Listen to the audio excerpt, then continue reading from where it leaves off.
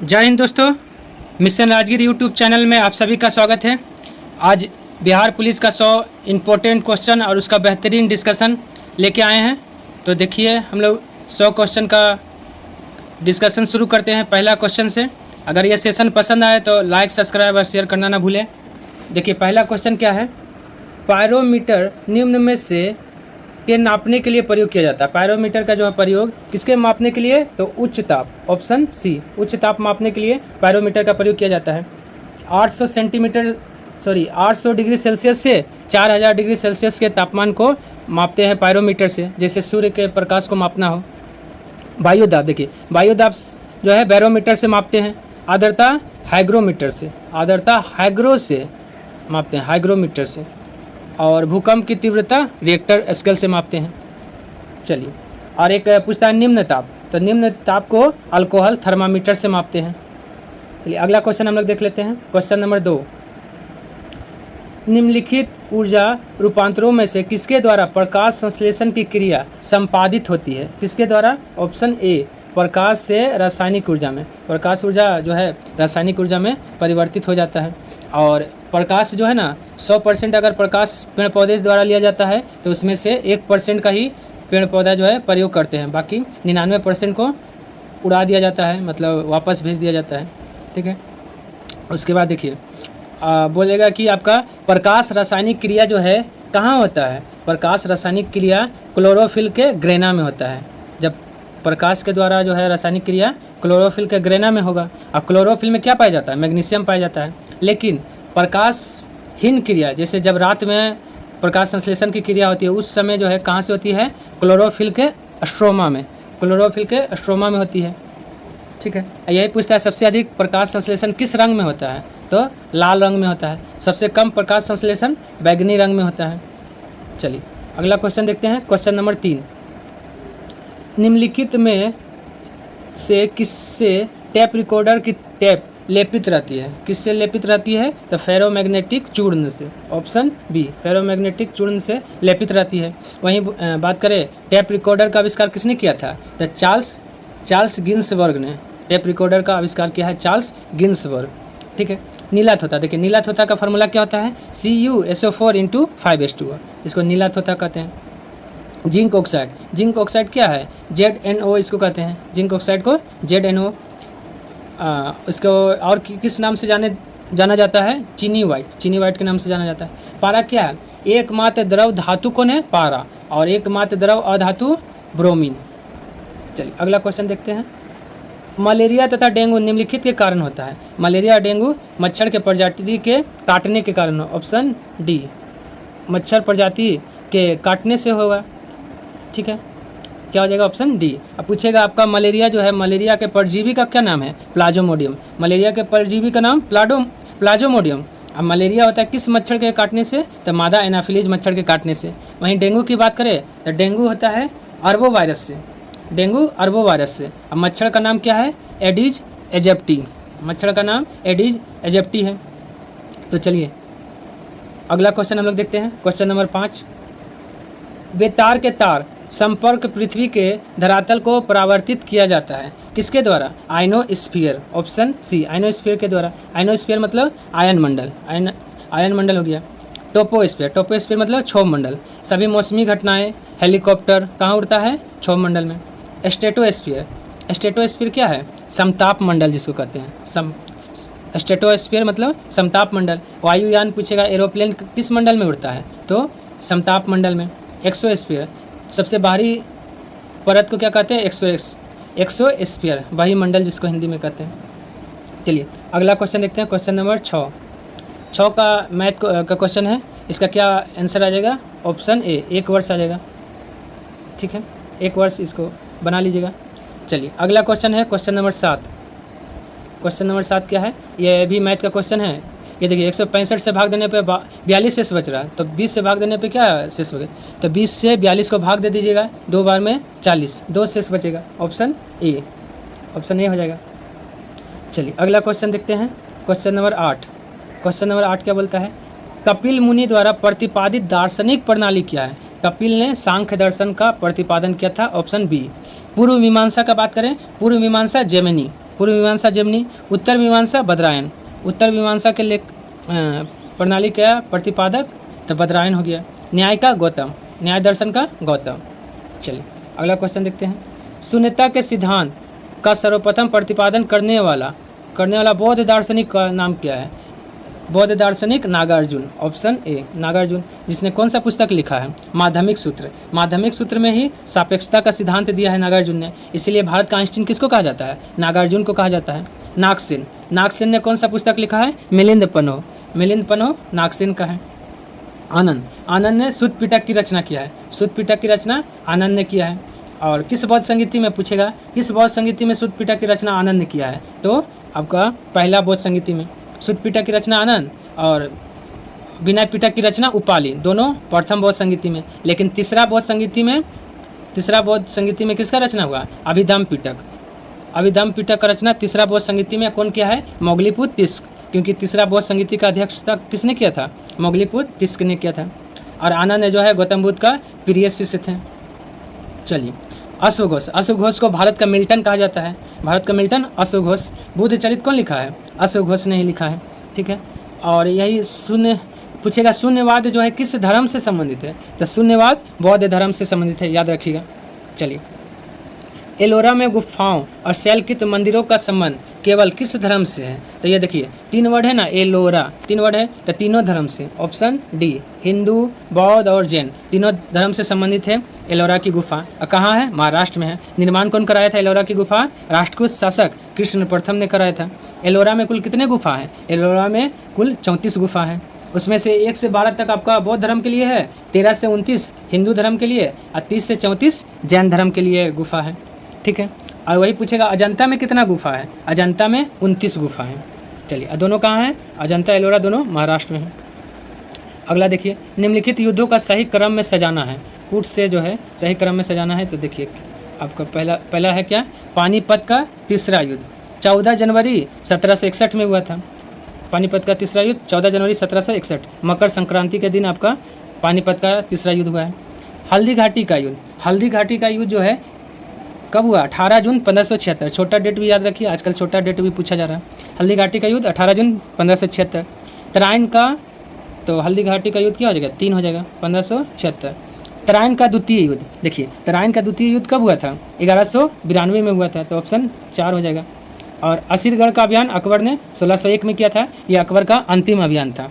ठीक है, याद रखिएगा। देखिए तराइन का द्वितीय युद्ध तो हो गया, पहला युद्ध भी आप लोग जानते हैं 1191 में, द्वितीय युद्ध 1192 में, और तराइन का तीसरा युद्ध भी हुआ है, याद रखिएगा। तराइन का तीसरा युद्ध 1215 से 16 के बीच हुआ है। और किसके बीच हुआ है? इल्तुतमिश और याल्दोज के बीच हुआ है, याल्दोज कुबाचा के बीच हुआ है। तो इसका क्या हो जाएगा? 2, 3, 1, 4 ऑप्शन हम लोग ढूंढते हैं। 2, 3, 1, 4 ऑप्शन सी में है। चलिए अगला क्वेश्चन हम लोग देख लेते हैं। देखिए अगला क्वेश्चन ये बना लीजिएगा, यहाँ थोड़ा मिस्टेक है। 10 का पावर 3 इंटू 10 का पावर 4 इंटू 10 का पावर 2, यहाँ क्या है? भागा है, डिवाइड का है, भागा है। भागा 10 का पावर 5 का मान क्या होगा? तो क्या हो जाएगा? ऑप्शन ए 10,000 हो जाएगा। चलिए अगला क्वेश्चन देखते हैं, क्वेश्चन नंबर 13। क्वेश्चन नंबर 13 क्या बोलता है? मुगल सम्राट जिसने सर्वाधिक संख्या में हिंदू अधिकारियों की नियुक्ति किया था, उनका क्या नाम था? औरंगजेब। औरंगजेब था। औरंगजेब जो है सर्वाधिक हिंदू अधिकारियों की नियुक्ति करने वाला था। और औरंगजेब के समय में मनसबदारों की संख्या सबसे अधिक था। लेकिन मनसबदारी प्रथा जो है किसने प्रारंभ किया था? याद रखिएगा, मनसबदारी प्रथा अकबर ने प्रारंभ किया था। किसने? अकबर ने प्रारंभ किया था मनसबदारी प्रथा। कब? 1575 में। मनसबदारी प्रथा अकबर ने 1575 में शुरू किया है। ठीक है, और औरंगजेब का पूछेगा शासनकाल कब से कब तक था? 1658 से 1707 तक था औरंगजेब का शासनकाल। चलिए, और अकबर के काल को हिंदी का स्वर्ण युग कहा जाता है। हिंदी काल का स्वर्ण युग किसके शासनकाल को कहा जाता है? तो अकबर के शासनकाल को। शाहजहाँ के शासनकाल को स्थापत्य कला का स्वर्ण युग। चलिए अगला क्वेश्चन हम लोग देख लेते हैं, क्वेश्चन नंबर 14। क्वेश्चन नंबर 14 क्या आ जाएगा? ऑप्शन बी, 12 दिन आ जाएगा, बना लीजिएगा ऑप्शन बी। चलिए क्वेश्चन नंबर 15 देखते हैं। कालिदास द्वारा रचित मालविकाग्निमित्र नाटक का नायक कौन था? इसका नायक पूछ रहा है कि नायक कौन था? तो अग्निमित्र, ऑप्शन सी। अग्निमित्र और मालविका दोनों की प्रेम कथा है किसमें? मालविकाग्निमित्र में। किसका रचना है? कालिदास का रचना है। ठीक है। और कालिदास की अन्य रचनाएं भी याद रखिएगा, रघुवंशम है, मेघदूतम है, कुमार संभवम है, ऋतु संहार, ये सब किसका है? कालिदास का है। पुष्यमित्र शुंग ने शुंग वंश की स्थापना किया था, याद रखिएगा। गौतमीपुत्र सातकर्णी का वर्ण व्यवस्था का रक्षक किसको माना जाता है? गौतमीपुत्र सातकर्णी को माना जाता है वर्ण व्यवस्था का रक्षक। चंद्रगुप्त द्वितीय ने दिल्ली में मेहरौली का लौह स्तंभ का निर्माण कराया है। दिल्ली में मेहरौली का लौह स्तंभ का निर्माण चंद्रगुप्त द्वितीय ने कराया है। इसमें अभी तक जंग नहीं लगा है। वैज्ञानिक अभी तक इसका पता लगाने में असमर्थ हैं कि इसमें जंग क्यों नहीं लगा। चलिए अगला क्वेश्चन है 16 नंबर हम लोग देखते हैं। 16 नंबर का क्या जाएगा? ऑप्शन डी, 144 किलोमीटर प्रति आवर हो जाएगा। चलिए अगला देखते हैं हम लोग क्वेश्चन नंबर 17 से। क्वेश्चन नंबर 17 क्या बोलता है? देखिए, निम्नलिखित में से कौन सी घटना महाराष्ट्र में घटित हुआ है? कौन सा घटना महाराष्ट्र में घटित हुआ है? द भील विद्रोह। ऑप्शन ए, भील विद्रोह मेन रूप से पश्चिमी घाट, और पश्चिमी घाट में किस राज्य में? तो महाराष्ट्र में मेन रूप से भील विद्रोह हुआ था। अब भील विद्रोह कब हुआ था? 1825 से 31 के बीच, 1825 से 31 के बीच भील विद्रोह हुआ है। इसका नेता सेवाराम था। कोल विद्रोह झारखंड में हुआ है। इसका नेता कौन था? बुद्धू भगत। कोल विद्रोह का याद रखिएगा, कोल कौन करता है? बुद्धू लोग, ऐसे याद रख सकते हैं। तो बुद्धू भगत कोल विद्रोह का नेता। रंपा विद्रोह आंध्र प्रदेश में हुआ था और सीताराम राजू इसका नेता था। संथाल विद्रोह झारखंड में हुआ था 1855-56 में। इसका नेता सिद्धू कानू था। चलिए अगला क्वेश्चन देखते हैं हम लोग, क्वेश्चन नंबर 18। क्वेश्चन नंबर 18 क्या बोलता है? देखिए ये रीजनिंग है। देखिए 2 छोड़ के हो रहा है। 2 का स्क्वायर हो गया 4, ठीक है। 3 का हो गया 9। तो उसी तरह देखना है यहाँ हम लोग को। अब किसका निकालना पड़ेगा? 25 का, क्योंकि 2 छोड़ा है तीसरा। 25 का स्क्वायर कितना हो जाएगा? 625। ऑप्शन क्या हो जाएगा? ऑप्शन सी हो जाएगा, 625 हो जाएगा। चलिए अगला देख लेते हैं हम लोग। अगला क्वेश्चन नंबर 19। 1857 के बरेली विद्रोह का नेता कौन था? 1857 के बरेली विद्रोह का नेता खान बहादुर। ऑप्शन ए, खान बहादुर था। वहीं बात करें कुंवर सिंह कहाँ से थे? बिहार के आरा से थे, जिसको जगदीशपुर बोले। कुंवर सिंह कहाँ से? जगदीशपुर से, ठीक है। और मौलवी अहमद शाह जो है कहाँ से? फैजाबाद से। मौलवी अहमद शाह फैजाबाद, इन्हें फौलादी शेर कहा जाता था। मौलवी अहमदुल्लाह फैजाबाद से। और बिरजित कादिर लखनऊ से। देखिए लखनऊ में बेगम हजरत महल और बिरजित कादिर दोनों ने 1857 की क्रांति का विद्रोह का जो है नेतृत्व किया था। लेकिन मेन रूप से आपका बेगम हजरत महल थी, उसी का बेटा था बिरजित कादिर। चलिए अगला क्वेश्चन हम लोग देखते हैं, क्वेश्चन नंबर 20। निम्नलिखित में कौन सुमेलित नहीं है? इसमें से कौन सुमेलित नहीं है देखना है। देखिए लॉर्ड कॉर्नवालिस अस्थायी बंदोबस्त सही है। 1700 कब है अस्थायी बंदोबस्त? 1793 में, ठीक है। उसके बाद है लॉर्ड वेलेजली ने सहायक संधि किया था, ठीक है। और पूछता है कि लॉर्ड वेलेजली ने जो है सहायक संधि जो है कब किया था? 1798 में। 1798 से सहायक संधि प्रारंभ हुआ है, ठीक है। तो ये भी सही है, 2 भी सही है। और लॉर्ड डलहौजी ने बेबगत का सिद्धांत यानी डॉक्ट्रिन ऑफ लैप्स कब? 1848 से 1856 के बीच जो है राज्यों को हड़पने का काम किया था लॉर्ड डलहौजी ने। तो ये भी सही है। तो इसमें से कौन गलत है? Option D, Lord Canning. उच्चतम निष्क्रियता का सिद्धांत गलत है। उच्चतम निष्क्रियता का सिद्धांत जो है किसने दिया था? तो याद रखिएगा, उच्चतम निष्क्रियता का सिद्धांत लॉर्ड लॉरेंस, ठीक है। कैनिंग के समय में 1857 की क्रांति हुआ था। चलिए अब भारत का प्रथम वायसराय भी कौन था? Lord Canning. चलिए अगला क्वेश्चन है, आनंद मठ उपन्यास की कथा वस्तु आधारित है। देखिए आनंद मठ उपन्यास का कथा वस्तु आधारित है किस पे? तो सन्यासी विद्रोह पे। ऑप्शन बी, सन्यासी विद्रोह पे। लेकिन सन्यासी विद्रोह हुआ था कब? सन्यासी विद्रोह 1760 से 1800 के बीच हुआ था। सन्यासी विद्रोह का नेता कौन था? केना सरकार और दर्जी नारायण सन्यासी विद्रोह का नेता था। अगला क्वेश्चन हम लोग देख लेते हैं, क्वेश्चन नंबर 22। नील आंदोलन का जमकर समर्थन करने वाला हिंदू पैट्रियट के संपादक कौन थे? देखिए पूछ रहा है हिंदू पैट्रियट के संपादक कौन थे? तो आपका क्या हो जाएगा? हरिश्चंद्र मुखर्जी। ऑप्शन बी, हिंदू पैट्रियट हरिश्चंद्र मुखर्जी का है, ठीक है। नील आंदोलन जो है कब हुआ था? 1859 से 1860 के बीच हुआ था बंगाल में। नील आंदोलन बंगाल में 1859 से 1860 के बीच, और हिंदू पैट्रियट के संपादक हरिश्चंद्र मुखर्जी थे। चलिए अगला क्वेश्चन हम लोग देख लेते हैं, क्वेश्चन नंबर 23। स्वराज मेरा जन्मसिद्ध अधिकार है, अब मैं इसे लेकर रहूँगा, यह कथन भारतीय राष्ट्रीय कांग्रेस के किस अधिवेशन में तिलक ने कहा था? तो यह लखनऊ अधिवेशन 1916 में कहा था।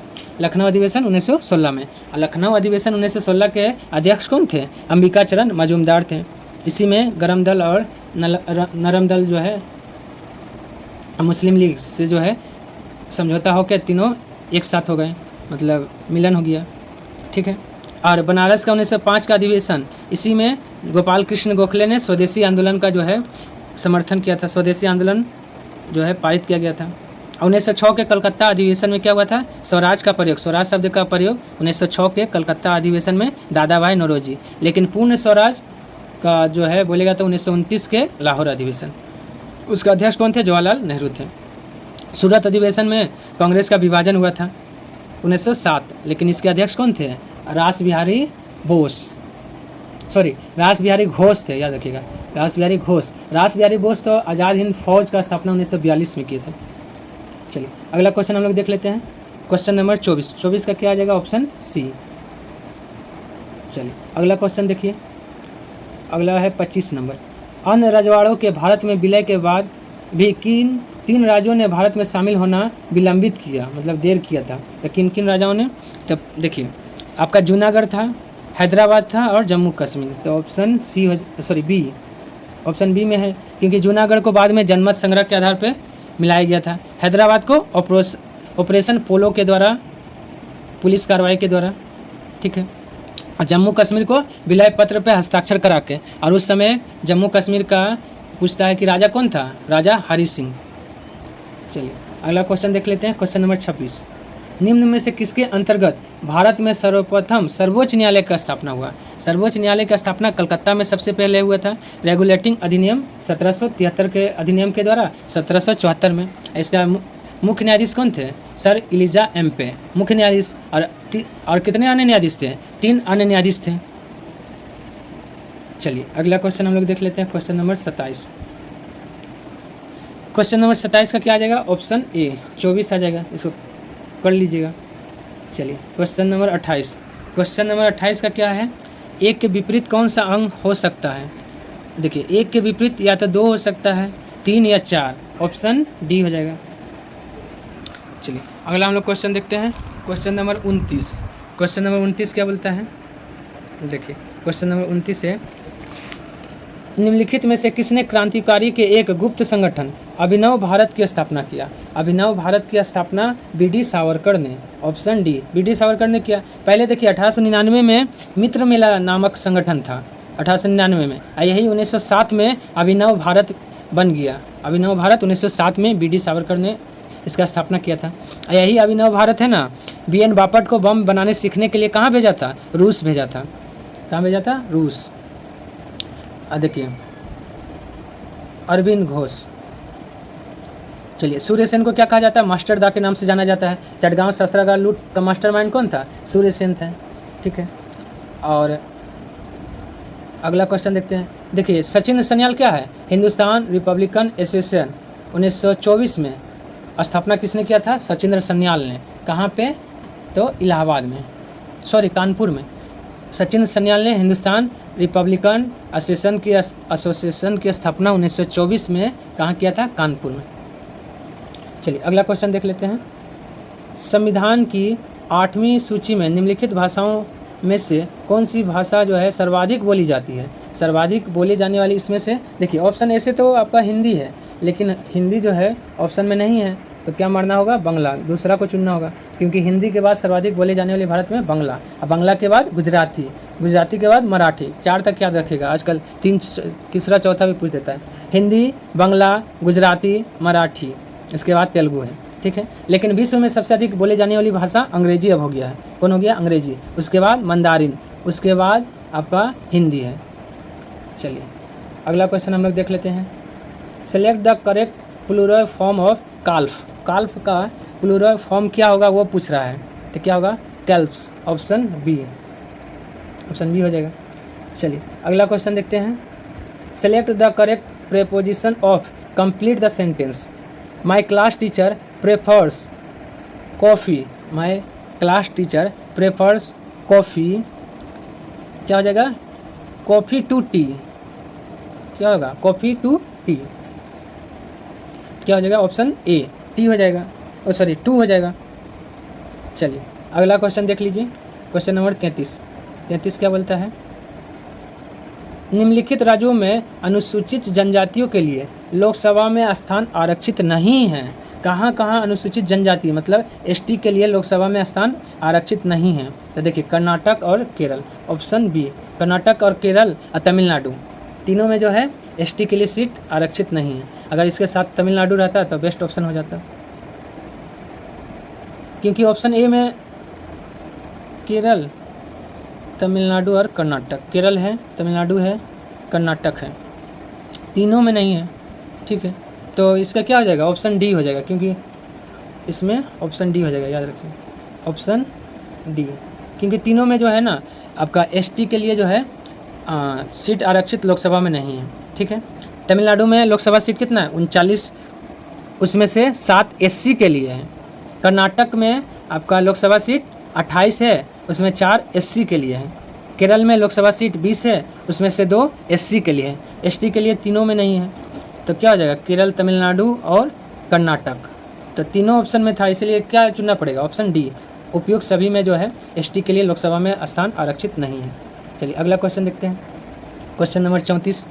It is not such fill in the blanks big problem as you think, क्या होगा? ऑप्शन ए हो जाएगा। It is not such a big problem as you think. चलिए, राज्यसभा के गठन में प्रतिभा, अनुभव एवं सेवा को प्रतिनिधित्व देने में भारतीय संविधान निर्माता निम्नलिखित उदाहरण से प्रभावित हुए हैं। किस देश के गणतंत्र से? तो आयरिश यानी आयरलैंड का, ऑप्शन ए आयरलैंड के गणतंत्र से जो है राज्यसभा में 12 लोगों का जो है मनोनयन होता है ना, तो वो कहाँ से लिया गया है? आयरलैंड से। और कौन करते हैं? राष्ट्रपति करते हैं, आयरलैंड से लिया गया है।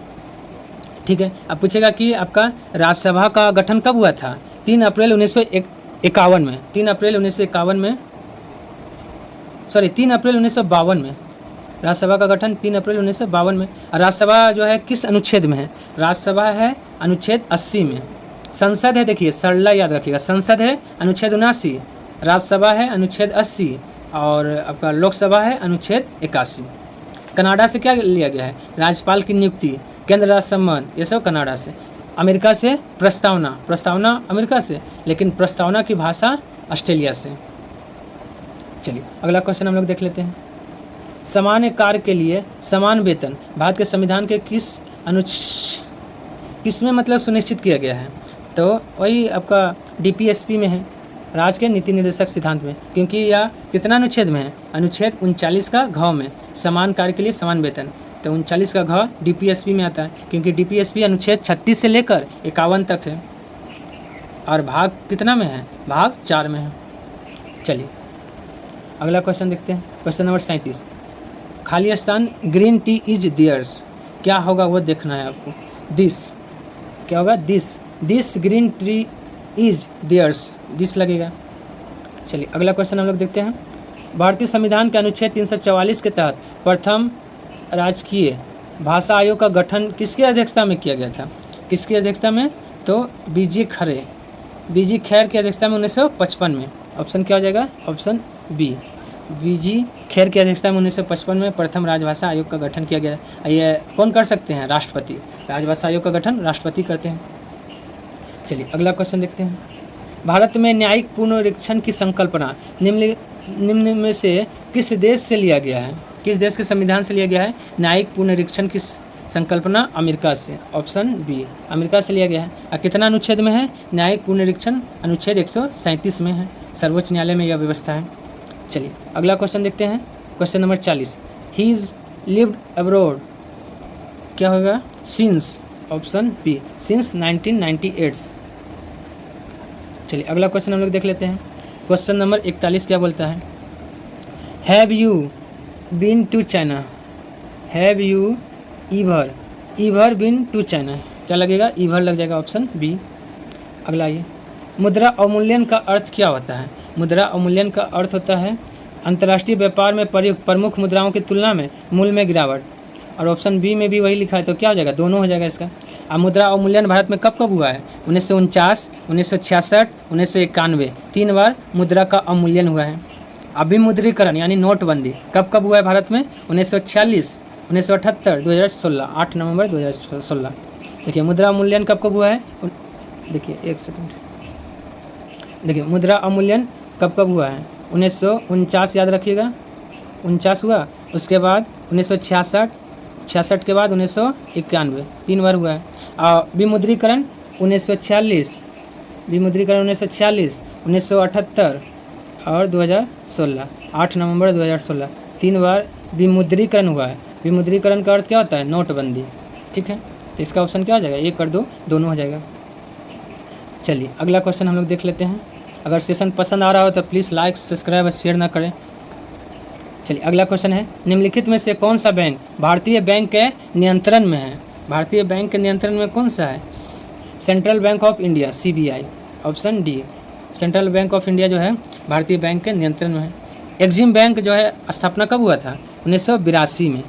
IDBI बैंक का स्थापना 1964 में। नाबार्ड का स्थापना 12 जुलाई 1982 में। कौन सा समिति की सिफारिश पे? शिवरमन समिति के सिफारिश पे हुआ था। चलिए अगला क्वेश्चन देख लेते हैं हम लोग। Do not worry about phoning him because I we, इसमें क्या हो जाएगा? ऑलरेडी हो जाएगा। I have been already, option B हो जाएगा। चलिए अगला क्वेश्चन हम लोग देख लेते हैं, मिलान करना है। कौन सा जो है ना राष्ट्रीय उद्यान किस राज्य में है उसको हम लोग मिलान करना है। ठीक है, चलिए देख लेते हैं 45 नंबर क्या बोलता है। तो देखिए आपका उत्तराखंड में क्या है? राजा जी राष्ट्रीय पार्क है, तो 1 में 2 हो जाएगा। असम में क्या है? मानस, काजीरंगा, नेमेरी, ये सब कहाँ है? असम में है। उड़ीसा में है सिमली पार्क कहाँ? उड़ीसा में हो गया। कर्नाटक में बांदीपुर, तो 2 4 3 1, ऑप्शन बी हो जाएगा। चलिए अगला क्वेश्चन हम लोग देखते हैं, क्वेश्चन नंबर 46। निम्नलिखित में से संसार का सर्वाधिक व्यस्त महासागरीय मार्ग कौन सा है? सबसे व्यस्त महासागरीय मार्ग उत्तरी अटलांटिक, ऑप्शन बी हो जाएगा। उत्तरी अटलांटिक है सबसे व्यस्त महासागरीय मार्ग, क्योंकि विश्व के 55 बड़े बंदरगाह में से 28 बड़े बंदरगाह इसी के मार्ग में आता है, इसीलिए सबसे व्यस्त महासागरीय मार्ग उत्तरी अटलांटिक महासागर। ठीक है, कौन सा महासागर? उत्तरी। और पूछेगा अटलांटिक महासागर का आकार कैसा है? एस आकार का है। प्रशांत महासागर का आकार कैसा है? तो त्रिभुजाकार है। चलिए अगला क्वेश्चन हम लोग देखते हैं, इसमें से कौन सा सुमेलित नहीं है पूछ रहा है, तो कौन सा सुमेलित नहीं है? देखिए ब्राज़ील धारा दक्षिणी अटलांटिक सही है। हम्बोल्ट धारा उत्तरी प्रशांत महासागर नहीं। हम्बोल्ट धारा जो है ना दक्षिणी प्रशांत महासागर, तो यही जो है क्या है? गलत है, ऑप्शन बी हो जाएगा। ठीक है, गल्फ स्ट्रीम उत्तरी अटलांटिक महासागर का गर्म है। अगुलहास धारा हिंद महासागर का गर्म धारा है। चलिए अगला क्वेश्चन हम लोग देख लेते हैं 48। निम्नलिखित में से कौन सी नदी भ्रंश घाटी से बहती है? भ्रंश घाटी से बहने वाली नदी राइन नदी, ऑप्शन डी राइन नदी है। और राइन नदी कहाँ से निकलती है? ब्लैक फॉरेस्ट जर्मनी से निकलती है। ठीक है, अमेजन क्या है? विश्व की सबसे चौड़ी बहाव की दृष्टि से सबसे बड़ी नदी अमेजन। ठीक है, और सिंधु नदी जो है कहाँ से निकलता है? मानसरोवर झील से निकलता है, सनोख्वाब नामक स्थान से। और बोल्गा नदी क्या है? पूछेगा यूरोप की सबसे लंबी नदी कौन है? बोल्गा नदी है। चलिए अगला क्वेश्चन देखते हैं, उष्ण कटिबंध कहाँ पर स्थित है? देखिए उष्ण कटिबंध कहाँ पे स्थित है? 0 से 10 उत्तरी और 10 दक्षिणी के बीच, ऑप्शन ए। 0 से 10 उत्तर और 0 से 10 दक्षिण के बीच है उष्ण कटिबंध। ठीक है, लेकिन पूछेगा अश्व अक्षांश कितना से कितना के बीच है? अश्व अक्षांश आपका 30 से 35 डिग्री उत्तर से दक्षिण को अश्व अक्षांश कहते हैं। ठीक है, उत्तर और दक्षिण दोनों को। चलिए अगला क्वेश्चन हम लोग देख लेते हैं, क्वेश्चन नंबर 50। क्वेश्चन नंबर 50 है, मृदा विच्छालन बड़ी समस्या है। मृदा विच्छालन बड़ी समस्या है कहाँ? उष्णकटिबंधीय वर्षावन प्रदेश में, ऑप्शन ए। क्योंकि ज़्यादा वर्षा होता है, ये मिट्टी को बहा के लेकर चला जाता है, इसीलिए जो है मृदा विच्छालन की समस्या देखने को मिलती है। अगला क्वेश्चन देखते हैं, पंचायती राज दिवस कब मनाया जाता है? पंचायती राज दिवस 24 अप्रैल, ऑप्शन सी। 24 अप्रैल को पंचायती राज दिवस मनाया जाता है, क्योंकि 24 अप्रैल 1993 को पंचायती राज को मान्यता मिला था। अधिनियम था आपका 92 का ही। लेकिन कौन सा समिति ने पंचायती राज को मान्यता दिलाया था? एल.एम. सिंघवी समिति। और एल.एम. सिंघवी समिति का गठन 1986 में हुआ था। 1986 में हुआ था। चलिए अगला क्वेश्चन हम लोग देख लेते हैं। G7 में कौन सा देश नहीं आता है? देखिए G7 में कौन नहीं आएगा? तो स्पेन नहीं आएगा। और देखिए G7 का स्थापना कब हुआ था? देखिए एक सेकंड, G7 का स्थापना 1975 में हुआ था। ठीक है। और G7 में कितना देश है? G7 में 7 देश है। इसका ट्रिक याद रख सकते हैं। GF को जूस पिलाइए, को जूस, JUICE। ठीक है। जी से क्या हो जाएगा? जर्मनी। F से फ्रांस। और को यहाँ साइलेंट है, को क्या है? साइलेंट है। जे से क्या है? जे से जापान। U से USA। I से इटली। और C से कनाडा। E से इंग्लैंड। याद रखिएगा GF को जूस। थोड़ा सा फनी ट्रिक है। चलिए अगला क्वेश्चन देखते हैं हम लोग। Question number 53। देखिए G7 हो गया ना, G7 1975। वहीं पूछ देगा अगर G15 1989, G20 1999। याद रखिएगा। चलिए नर्मदा नदी कहाँ से निकलता है? देखिए नर्मदा नदी कहाँ से? अमरकंटक की पहाड़ी से निकलती है। ठीक है। तो अमरकंटक है ना, तो इसको क्या है? मालवा के पठार बोल सकते हैं। Option B. नर्मदा नदी की लंबाई कितना है? 1312 किलोमीटर। 1312 किलोमीटर है। धुआंधार जलप्रपात पूछेगा किस नदी पे है? तो नर्मदा नदी पे है धुआंधार जलप्रपात। कहाँ है? मध्य प्रदेश में है। ठीक है। चलिए अगला क्वेश्चन हम लोग देख लेते हैं। Question number 54।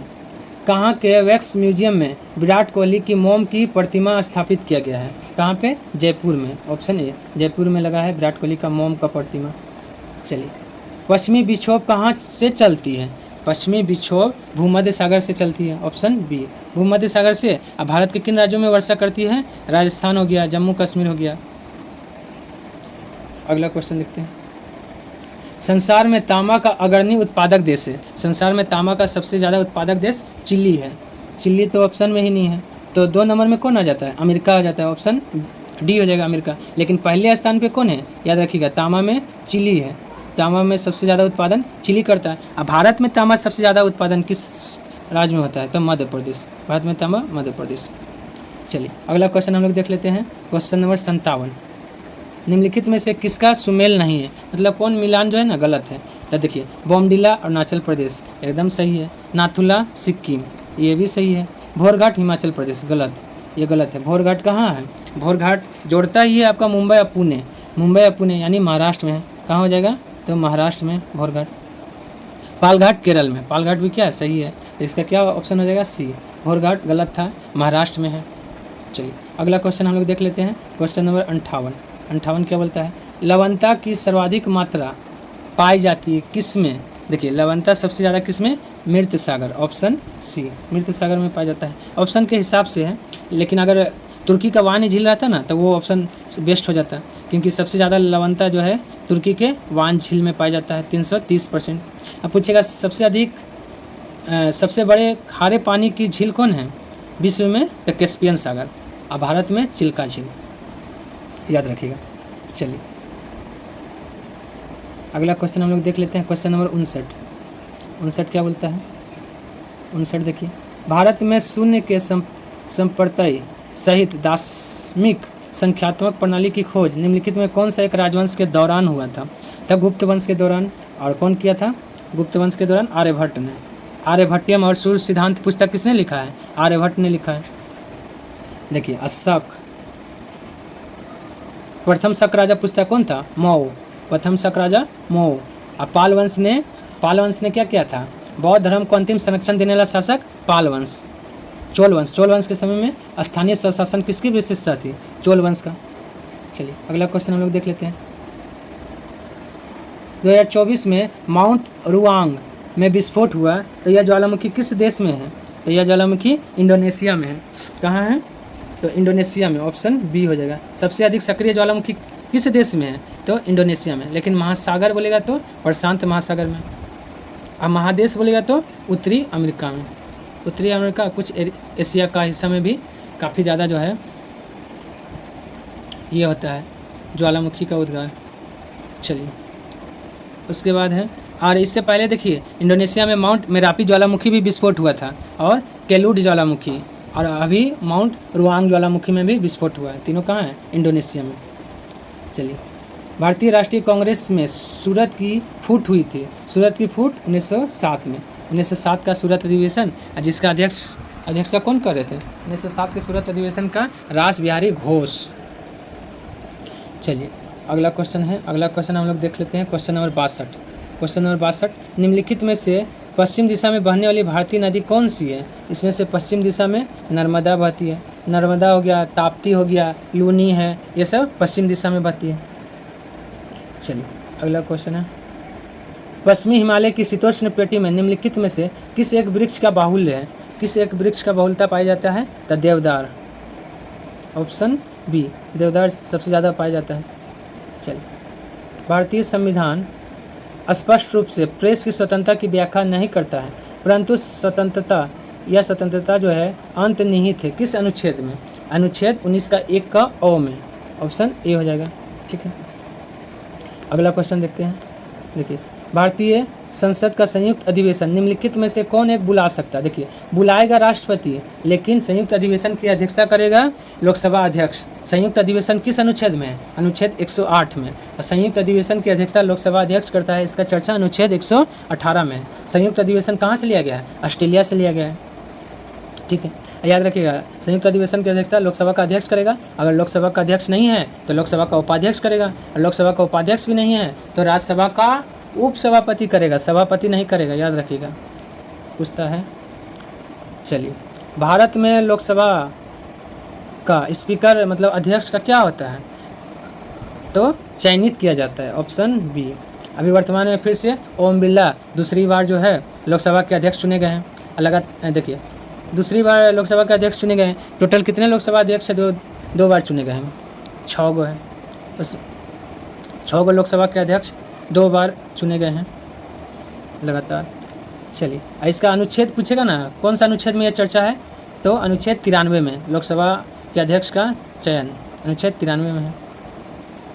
और लोकसभा जो है ना, अपनी पहली बैठक में ही लोकसभा के अध्यक्ष और उपाध्यक्ष का क्या करती है? चुनाव करती है, यानी चयनित करती है।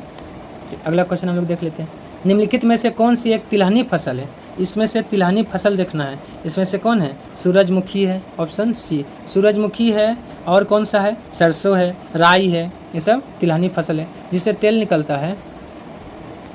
चलिए, इस समय भारत का सबसे बड़ा वस्त्र उद्योग केंद्र कहाँ है?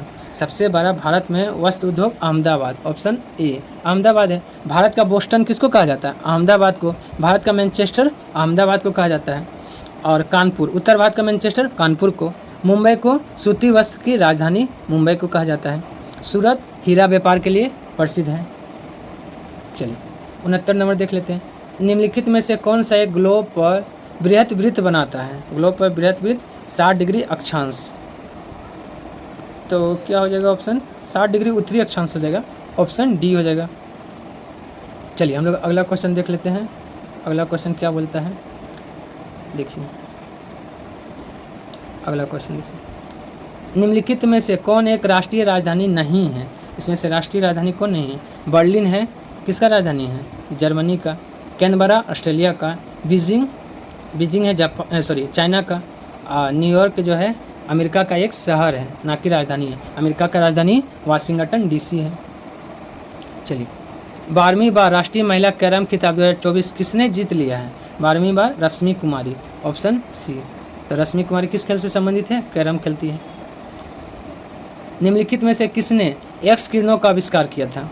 एक्स किरण का आविष्कार किसने किया था? रोएंटेजन ने। ऑप्शन बी, रोएंटेजन ने एक्स किरण का आविष्कार 1895 में किया था। ठीक है, आप पूछता है कि फोटोग्राफी प्लेट को प्रभावित कौन सा किरण करती है? तो एक्स किरण फोटोग्राफिक प्लेट को प्रभावित कर देती है।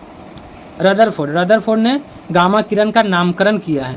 गामा किरण का खोज पॉल विलार्ड ने, लेकिन गामा किरण का नामकरण रदरफोर्ड। मैक्सवेल क्या किए हैं? विद्युत चुम्बकीय सिद्धांत किसने दिया है? मैक्सवेल ने दिया है। चलिए अगला क्वेश्चन देखते हैं। अगला क्वेश्चन क्या है? Question number 73। ऐसे परमाणुओं को जिनमें प्रोटॉन की संख्या समान परंतु न्यूट्रॉन की संख्या भिन्न हो, उसको क्या कहेंगे? समस्थानिक कहेंगे। ऑप्शन ए, समस्थानिक हो गया। असंभारिक में न्यूट्रॉन की संख्या समान रहेगा। चलिए अगला क्वेश्चन देख लेते हैं। अधूरे प्रज्वलन के कारण मोटर कार एवं सिगरेट से निकलने वाली रंगहीन गैस कौन सी है? तो carbon monoxide, option C carbon mono. यहाँ थोड़ा सा मिस्टेक है, कार्बन यहाँ मोनो लिख लीजिएगा, कार्बन मोनोऑक्साइड, ठीक है। क्या लिख लीजिएगा? कार्बन मोनोऑक्साइड, कार्बन मोनोऑक्साइड निकलता है, मोनोऑक्साइड। चलिए अगला देख लेते हैं 75। निम्नलिखित में से जल से हल्का कौन है? इसमें से जल से हल्का कौन है? सोडियम, ऑप्शन बी, सोडियम जो है जल से हल्का है। चलिए अगला क्वेश्चन देख लेते हैं, क्वेश्चन नंबर 76। एक बीज के अंकुरण के लिए निम्नलिखित में कौन सी 3 परिस्थितियाँ सर्वाधिक महत्वपूर्ण हैं? कौन सा 3 है? तो देखिए, पानी तो चाहिए ही, उचित तापमान चाहिए, और क्या चाहिए? ऑक्सीजन भी चाहिए, ऑप्शन बी हो जाएगा। क्या हो जाएगा? Option B. चलिए अगला क्वेश्चन देख लेते हैं हम लोग। निम्नलिखित में से किस ग्रुप के जंतु प्रायः रात्रिचर होते हैं? मतलब रात में ही सारा काम करते हैं। तो कौन हो जाएगा? देखिए, मच्छर, चमगादड़, उल्लू, ऑप्शन बी। तीनों जो है रात्रिचर है, रात में घूमते फिरते रहते हैं। चलिए, निंद्रा रोग, स्लीपिंग सिकनेस नामक बीमारी होती है, किसके कारण होती है? तो ट्रिपेनोसोमा नामक एक कोशिकीय जीव से होती है, ऑप्शन डी हो जाएगा। ट्रिपोनोसोमा नामक एक कोशिकीय जीव से निंद्रा रोग होती है। कहाँ पर सोम्पेन जनजाति पहली बार मतदान में भाग लिया है? सोम्पेन जनजाति निकोबार में रहती है, सोम्पेन निकोबार, पहला बार मतदान में भाग लिया है इस जनजाति ने। चलिए, सिपरी की रिपोर्ट के अनुसार 2023 में सबसे अधिक सैन्य खर्च करने में कौन सा देश शीर्ष पे रहा है? सबसे ज़्यादा सैन्य खर्च अमेरिका किया है, ऑप्शन ए। भारत जो है सैन्य खर्च के मामले में चौथा है। एशिया पावर इंडेक्स में भी भारत चौथा है। चलिए 81 नंबर, 81 का क्या आ जाएगा? ऑप्शन डी, डी आ जाएगा। ऑप्शन क्या आ जाएगा? डी। निकाल लीजिएगा पाई आर स्क्वायर के फार्मूले से, इसका आंसर क्या आ जाएगा आपका? 38.5 सेंटीमीटर आएगा, 38.5 सेंटीमीटर स्क्वायर, ठीक है। चलिए अगला क्वेश्चन देखते हैं, क्वेश्चन नंबर 82। देखिए, कुत्ता है, बिल्ली है, जानवर है, तो ये सबसे बेस्ट कौन सा हो जाएगा? देखिए बेस्ट इसमें से हो जाएगा, हाँ देखिए ऑप्शन डी हो जाएगा, क्योंकि जानवर ये बड़ा वाला जानवर है और कुत्ता एक है, एक बिल्ली है, तो ऑप्शन डी हो जाएगा। चलिए अगला क्वेश्चन देखते हैं हम लोग, क्वेश्चन नंबर 83।